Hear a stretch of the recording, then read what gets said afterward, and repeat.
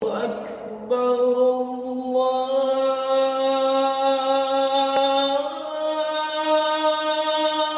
أكبر. Mengapa kita harus mengawali segalanya dengan ilmu terpenting, yaitu mengenal Allah?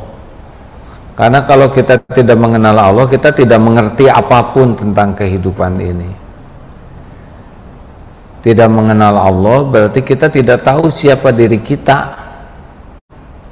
Tidak mengenal Allah berarti kita tidak tahu mau apa kita hidup, apa tujuan hidup, kenapa kita hidup, kita tidak mengerti. Kalau kita tidak mengenal Allah, kita tidak tahu yang namanya ikhlas.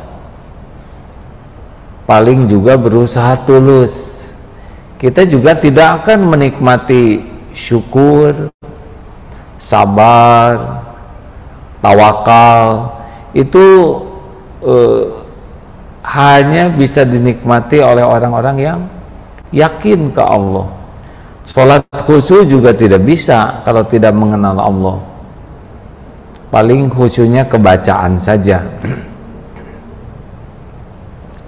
Bahagia tidak akan bisa sepenuhnya tanpa mengenal Allah. Tidak ada kebahagiaan hakiki, paling bahagia yang kulitnya saja. Maka belajar Islam, belajar fikih itu sangat penting. Tetapi kalau tidak didasari dengan ilmu tauhid, ilmu mengenal Allah, sangat besar kemungkinan akan jadi sumber pertentangan saja terus. Sumber pertengkaran. Jadi karena tidak tumbuh keikhlasan dan tidak tumbuh rahmatan lil alamin. Jadi jangan heran kalau ada yang belajar agama Islam hanya fokus kepada ilmu fikih tetapi kepada ilmu akidahnya kurang, maka kurang keindahan Islamnya, kecenderungannya bertengkar, saling adu argumen, saling menyakiti dan sangat menyedihkan. Tetapi belajar ilmu akidah tanpa belajar fikih ya tidak bisa, karena ini sudah satu paket. Innallaha la yanzuru ila suwarikum wa amwalikum walakin yanzuru ila qulubikum wa a'malikum.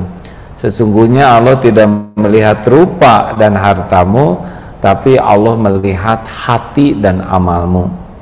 Nah, hadirin sekalian, di dalam Al-Quran Allah memperkenalkan dirinya di banyak tempat.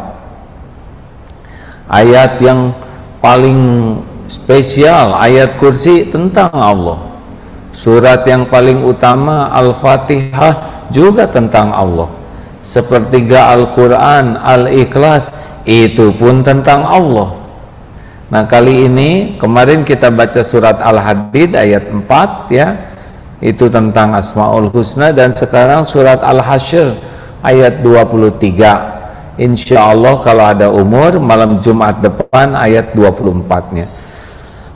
Biasanya kita satu persatu Asma Allah, tapi kali ini kita akan baca agar pada waktu kita membaca Al-Quran, khususnya surat ini, kita memahaminya, agar pada waktu kita sholat membaca surat ini kita memahaminya.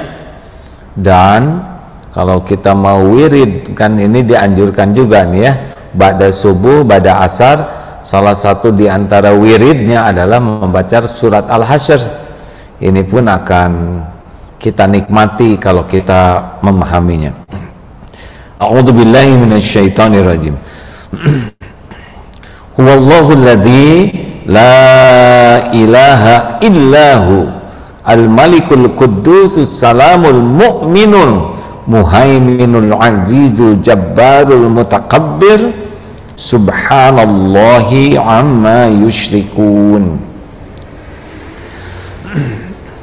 AA membaca beberapa terjemah juga beberapa tafsir, karena saya belum termasuk orang yang layak menafsirkan, jadi ini membantunya hanya dengan beberapa terjemah ya. Huwallahul ladzi La ilaha illahu, dialah Allah, wallah, dialah Allah alladzi, yang tiada ilah selain dia. Jadi begini, ini ada menafikan, ada mengisbatkan. Itu kunci tauhid, itu dua itu. Yang pertama menghilangkan, menafikan, tiada Tuhan yang berhak diibadahi dengan benar selain Dia, Allah. Jadi kan tauhid itu ada tauhid rububiyah. Siapa pencipta? Allah. Bisa tuh. Orang musyrikin juga bisa menyebut Allah. Siapa yang menciptakan? Allah. Tetapi ketika tauhid uluhiyah yang diibadahi, nah togut, ada berhala-berhala lain. Jadi untuk tauhid rububiyah, yang menciptakan, yang menghidupkan, yang mengurus, bisa itu menemukan Tuhannya. Tetapi ketika beribadah, nah ada yang ke pohon, ada yang ke patung, ada yang kemana-mana nih. Nah di dalam Islam tidak cukup pengakuan Allah Maha Pencipta, tapi ini tiada yang berhak diibadahi dengan benar selain Allah. Jadi segala sesuatu selain Allah itu makhluk. Jadi kalau tidak ada Tuhan-Tuhan yang lain yang seperti bagaimana Islam menegaskan ketuhanannya. Kalau sudah menyerupai makhluk, ya tidak lagi Tuhan, ya. Kalau sudah Tuhan itu harus tidak serupa dengan makhluknya. Laisa kamislihi syai'un. Dari nama saja Allah itu ya, kalau saya dapat pelajarannya itu hanya sebagian saja bisa tetap berkaitan kepada Allah. Ini para ahli itu ya, kita harus yakin seyakin-yakinnya bahwa kita ini ciptaan Allah dan kita diciptakan untuk mengabdi kepada Allah. Gitu sajalah ya.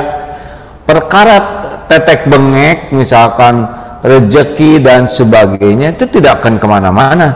Kalau kita mengabdi kepada Allah dengan benar, itu udah pasti ketemu kita tuh dengan apa yang Allah janjikan dan jaminkan untuk kita. Jadi sebetulnya tidak usah terlalu ribet dengan duniawi ini ya.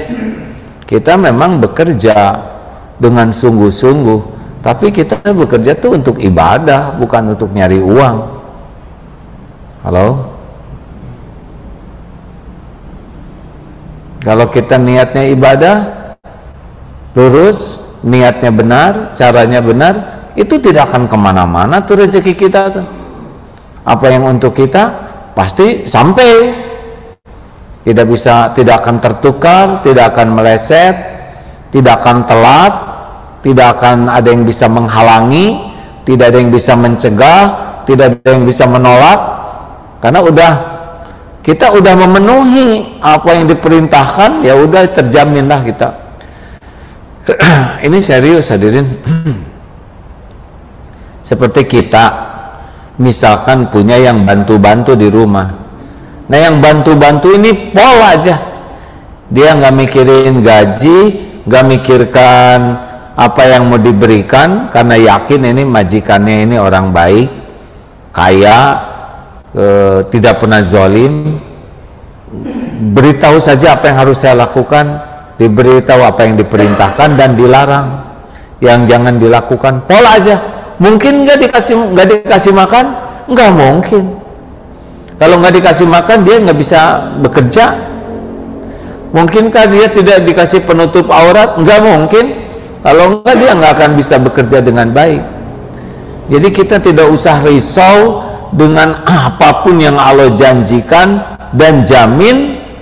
Yang kita risaukan justru kita nggak bener nih niat dan caranya. Halo, lebih enak kan begitu?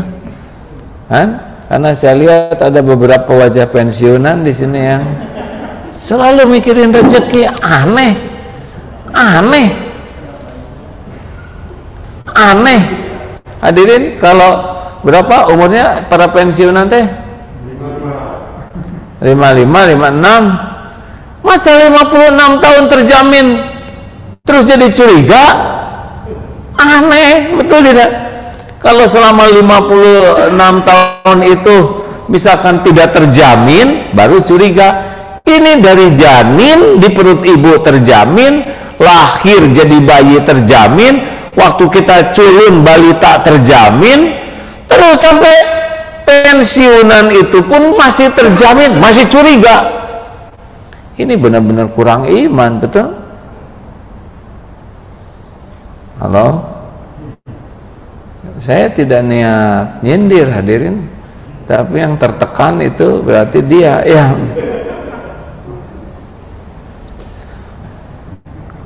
Alhamdulillah umur saya sedikit lagi 60 tahun kalau hitungan Masehi ini. Gak ada tuh sehari aja Allah gak ngasih minum, gak ngasih makan, gak ada itu. Ada aja. Jadi bagaimana mungkin kita curiga kepada janji jaminan Allah sedang selama ini aja kita terjamin. Nah, yang membuat kita jadi stres itu karena kurang yakin ke Allahnya. Aneh ya. Sambil stres sambil punya tabungan, punya mobil, punya rumah, tapi curiga terus ke Allah. Padahal teman-temannya udah mulai pada meninggal ya. Lanjut. Jangan menuhankan siapapun. Apa itu ilah? Jadi ilah itu, dengar, nggak usah ngobrol ya. Pensiun mah pensiun aja, nggak usah diobrolin. Dengerin ini Pak, siapa sih ilah kita? Sederhananya begini, siapa yang paling mendominasi hati, mendominasi pikiran, mendominasi perasaan dan aktivitas kita, itulah yang kita tuhankan.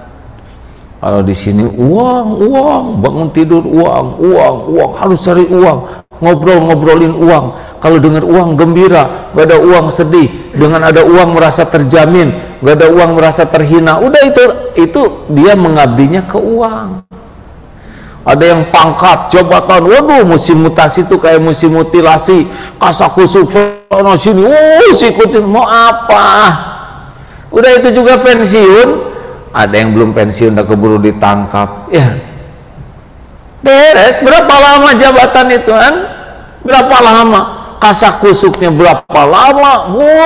Jadi 2-3 tahun selesai ya. Biasa aja lah hidup mah ya.